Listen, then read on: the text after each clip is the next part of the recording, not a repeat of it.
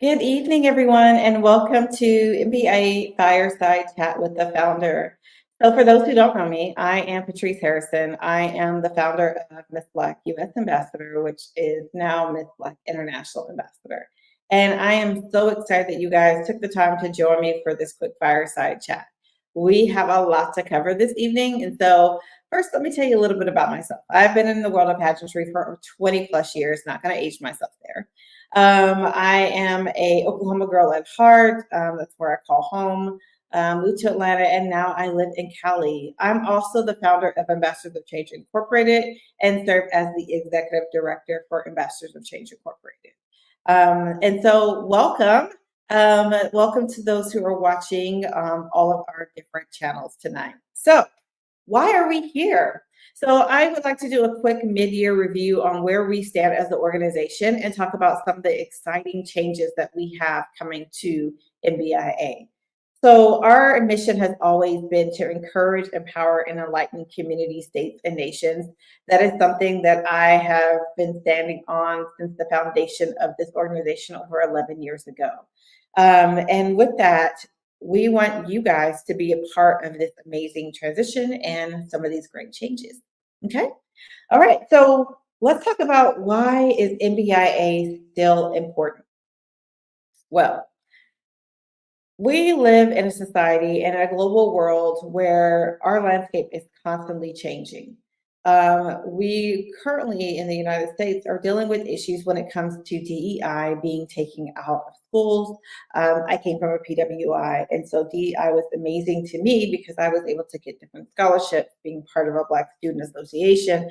And I mean, we have organizations that are trying to give money to support Black women in business.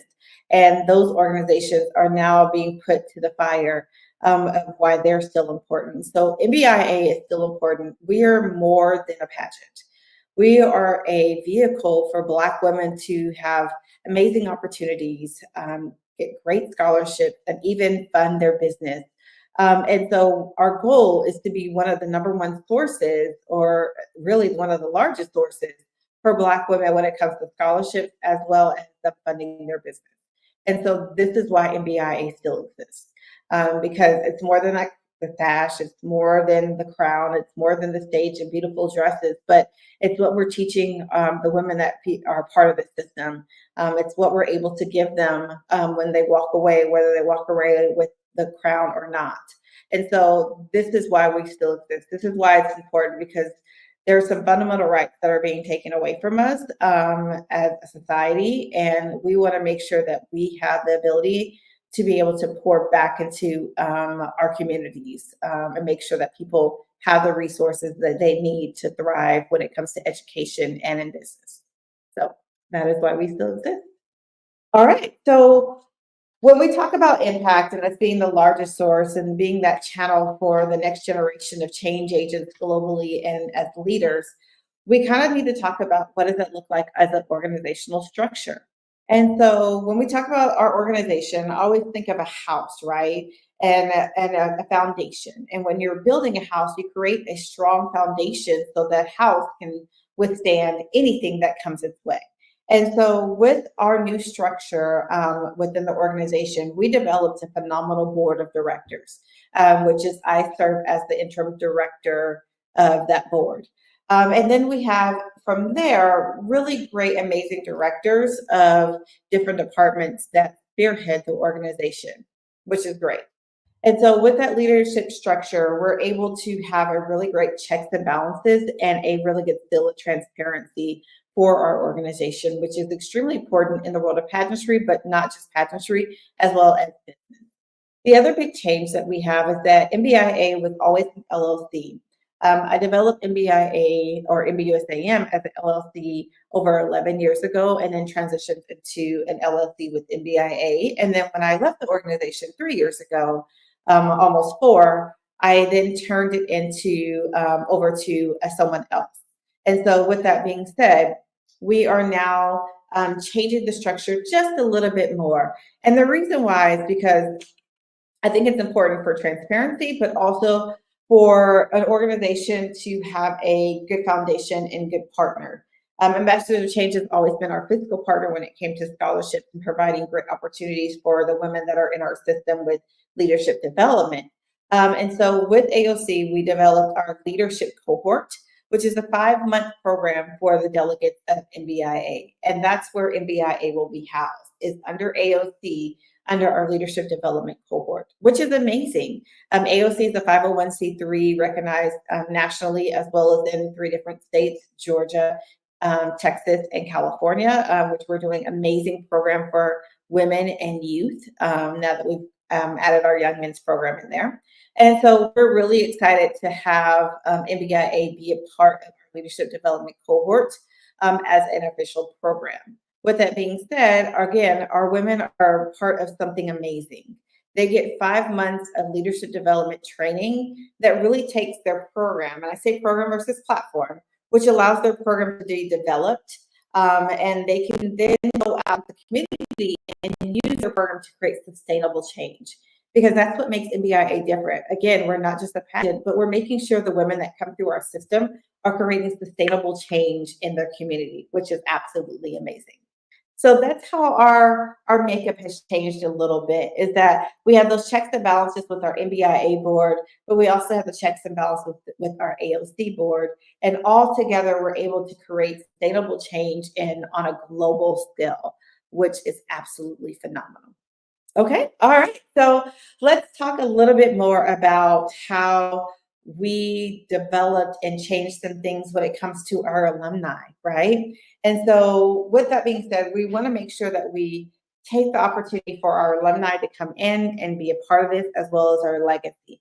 And so we have really great team members. As I said, we have our director of operations, we have our director of Queens, we have our director of legacy and alumni.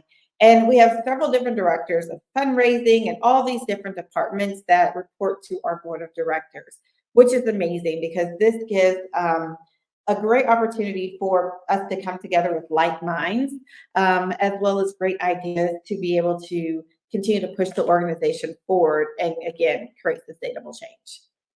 All right, so next, we're going to move on to what is going to happen with the next pageant, because that has been a question on everybody's mind. Hey, what is the next pageant? Well, I'm glad that you guys asked that question. Nationals 2025. We are excited to gear up for an amazing, amazing national program in 2025, in the summer of 2025. And so today, you'll be able to go to our newly designed website and be able to look at our new application that launched today as well.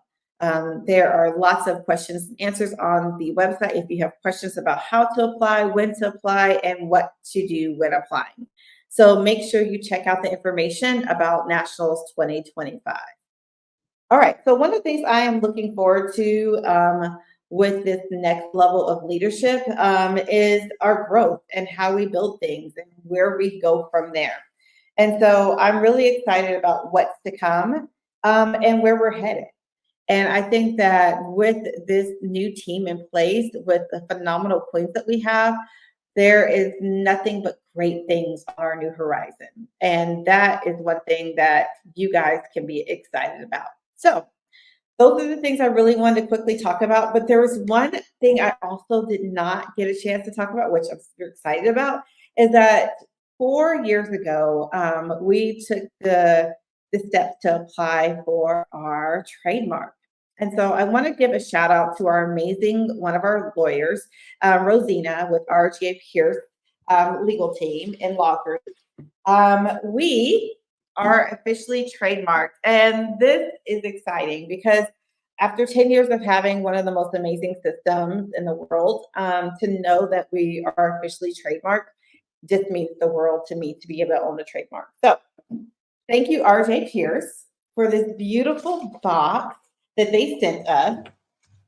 And it shows our beautiful certificate from United States of America Trademark Division. And so thank you so much for the trademark office. We are trademarked in 41 categories, and we're super excited about this accomplishment. So Miss Black International Ambassador is a registered trademark, and we cannot be more proud. So thank you. All right. So let's segue into some questions that you guys had for us. So let's quickly talk about that. The first question, and thank you guys for those who submitted questions to us. We're really excited. So, how do you handle redirection when it comes to a vision and or organization? So that is a wonderful question. Earlier, I talked about a house, right? And so when we built this house, MBIA or MBUSAM, it started with a foundation, and our foundation was our vision. It was our mission to encourage, empower, and enlighten community, states, and nations. That has been our vision, and that has been our motto from the beginning. And so when the few women that I started with, Dima, Ivy, Lauren, and we started this organization, it was really important for us to remember that we weren't just starting a pageant, but we were starting a movement. We used to have this thing that said, we are the revolution, which we are. We are the next level of change agents. So that has not changed. That vision, that piece of the foundation has not changed. So maybe when you break down a house and you're rebuilding something or you're changing things around in a house, you got to tear down some walls and move things around, right? And so, yes, we've had to tear down some walls because it didn't work. Things didn't work. And we did some interior designing, right? When we're looking at a house and changing things around. We built on some things and then we may have moved some things and changed some things around. And so when I look at redirection, I look at it as a positive thing. I look at it as maybe these things didn't work in the past, but you know what? Let's look at how we can rebuild and move things and create great things or add a new room here so it works, so that it's the flow of the house is like feng shui. It works and it looks good, right? So that's how I look at when we redirect or look at the vision and changing of the organization. The vision does not change. The structure may change, but the foundation is completely solid with this organization. And that, as a founder, is something that I am super proud of and I'm excited about. So I asked the person who wrote this question to stay tuned so you can see how beautiful this house is being built and how wonderful the interior design is going to look. So when you walk in, you feel like it's home. And that's important to us. All right, next question. I think I've gotten this question in my DMs probably the last 9 months every day. Are you back in charge of MBIA? You know what? Let me answer that honestly and say, no, I'm not. But let me give you the true indication of exactly what my role is. I will always be the founder of this organization. This is my baby. I birthed it. I love it. It's a passion of mine. It was ministry to me, and it still is.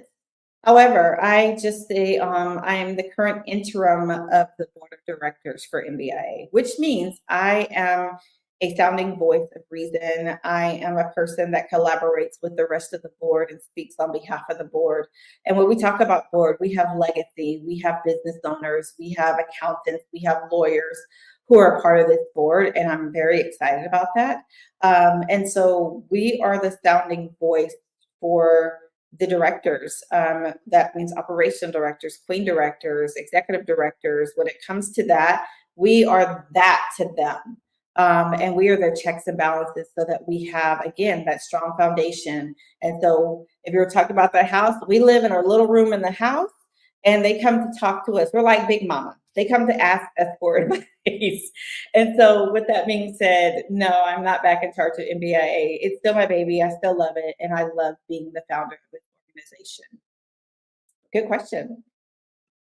All right. So really good question is, what makes MBIA and AOC different? So earlier I talked about the organizational structure. In the past, MBIA was its own LLC. And even though that does not remain true and that MBIA is officially a program under our leadership development program for Ambassadors of Change, MBIA is still its own entity when it comes to being a pageant, right? And so it is still a pageant. It's still an amazing program for Black women and girls. But it is housed under our nonprofit. And so you have this big house, and MBIA sits here under that leadership development cohort, which we're really excited about. Will the organizational structure change at some point to go back to an LLC model? I'm not sure, but for right now, this is how the model stands. And we're really happy about this model. So again, that there's really great checks and balances, not only from the MBIA board, but the AOC board as well. And that we can continue to create global change and sustainable changes in our communities, because that's really truly what both organizations are about. And it allows our MBIA queens to be really in the thick of the weeds of what we're doing in our communities, not just empowering young girls, but empowering youth as a whole, which is really great. All right, next question. Will there be a new executive director of MBIA, and if so, when? So again, we're talking about organizational changes here. Right now, there is not a executive director of MBIA. Again, we have our different departments. So we have our person who's over operations. They're the operations director. We have director of our international queens. We have director of fundraising. We have an amazing new director of alumni and legacy relations. And so these different departments have their own directors and their own staff, and then they report to the board, and then our board reports to another board. So with those, again, those checks and balances allows for great creativity. It allows for everyone to work in group settings so that we're able to bring the organization forward and create some amazing new programming. So right now there's not a need for executive director, but if things do change, they could. But right now, at this point, we're really happy with the structure that we have. So this question was answered a little earlier. So when is the next pageant? Well, as I said before, our next pageant will be in the summer of 2025. I don't have a date for you guys as of yet, but our operations director will be announcing that hopefully in the next few months. But what I can tell you is that you can start applying today for the 2025 pageant, and the deadline is actually going to be the end of the year. So you have to the end of 2024 to apply. And there is an early bird special on those fees to be able to get into the pageant. So if you're looking to apply, those application fees will go up starting September 1st. So if I were you, I would go ahead and apply today. And though everyone that sent in email and their email addresses over the last several months, you'll be getting an email this week with your link to apply. If you're not sure how to apply, we'll make sure you have all the instructions. The website talks all about it. So all of your questions will be answered there, but you definitely do not want to wait, especially with the 5-month cohort that starts at the beginning of the year. So this is why you have to apply before the end of the year to be accepted and have all fees in. All right. So stay tuned. There's going to be more information about that, but definitely apply before that early bird special ends, because you just don't want to miss that. Okay. Next question. What's next for the Tenacious Four? So for those who do not know, let me tell you a little bit about our Tenacious Four. They are absolutely phenomenal. When I speak of our Tenacious Four, that's speaking of our 4 international queens. You have Dr. Izzy. Yes, I said that right. She is a doctor. She is our Miss Queen. And she's also an administrator at a hospital. She is absolutely phenomenal. So she has some great programming ahead, things that she is really passionate about. You do not want to miss her. So make sure you're following her on all social media platforms. She has our Miss page as well as here on the main page. And then we have Nastasia, who is our Ms. Queen. She is a political powerhouse. She's an advocate for voting rights, which is extremely important no matter where you live in the world, to make sure that you're registered to vote and vote if you can, especially in this upcoming election. She is a leader. She is a former White House intern. And so again, she has really great programming. She'll be doing a lot of programming with AOC as we start to focus on voting rights in this upcoming election. Then we have Mallory, who is our Mrs. Queen. Mallory is a phenomenal business owner, and she is a leading woman in the construction industry. And so these are things that we don't always talk about. A mom, a wife, and all the things that she does on a daily basis. She's absolutely phenomenal. And so we'll be focusing a lot on how Mallory juggles it all. She's also a cancer survivor. And we did a really great live not too long ago with Ambassadors of Change about women who are cancer survivors in the minority community. So make sure you guys are checking that out on AOC's page. And then we have our sweet and amazing teen, Ciara. Ciara is a powerhouse globally. She is a model, but she's also a global advocate for anti-bullying. And she has a beautiful testimony and story to tell. And so I'm really proud of her and the work that she does as well. So absolutely super proud of all four of these queens, and they have something amazing coming up. So in the next 30 something days, if you are not subscribed and paying attention to all of our social media outlets, I advise you to do that because they have something big, really big that's coming, and you don't want to miss it. All right, so let's go to our next question. What role does alumni play in this new structure? Listen, guys, NBIA and NBUSAM would be nothing without its alumni and its legacy queens. So, to every woman that has competed in this organization, thank you. You have taught us so much, and because of you, we are one of the most amazing organizations out there for Black women globally. And so I just want to say thank you. I thank you to my legacy queens. I thank you to our alumni. I thank you to parents and every supporter. And so for that being said, we have a phenomenal new director of alumni and legacy relations. She is a former legacy queen. You'll be able to see her introduction within the next couple of days. But just be on the lookout. She's going to be reaching out to everyone because we want you involved. We want to hear your voice. Your voice matters with this organization. We cannot grow without you. And so please be on the lookout for that. We want you involved, to volunteer, to be able to give advice, to be a part of Pageant Week, to be a part of just the bones and the structure of the organization. We want you there. So looking forward to seeing everyone again, hopefully soon. All right. So I think that concludes all of our questions for today. In closing, I just want to say thank you.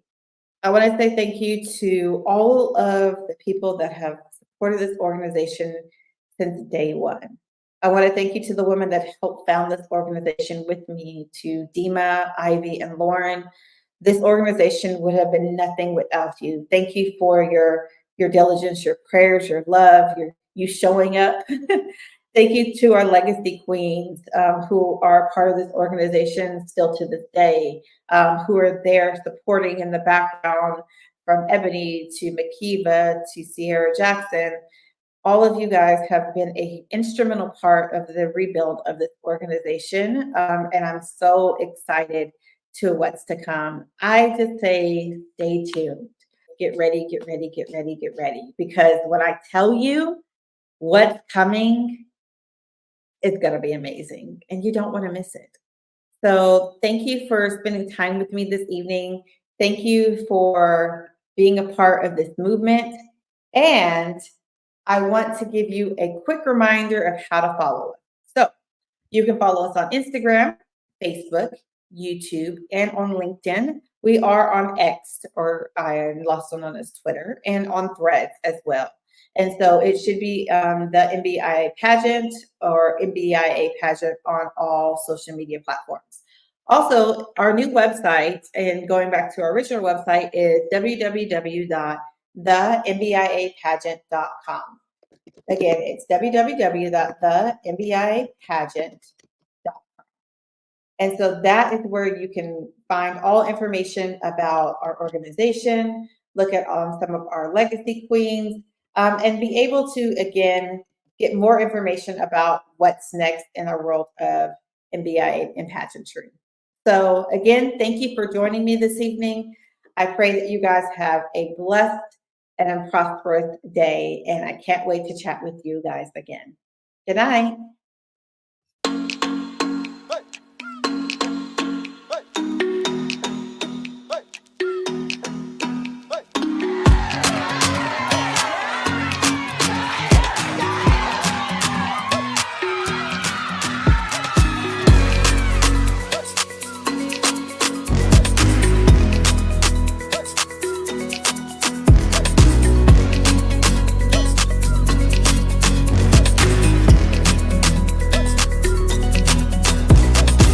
Being in a Black pageant, it's all about celebrating our culture and just knowing how to be in the moment with beautiful Black women that looks like you. It showcases unity, sisterhood, empowerment. It allows them to express themselves and feel like an actual queen.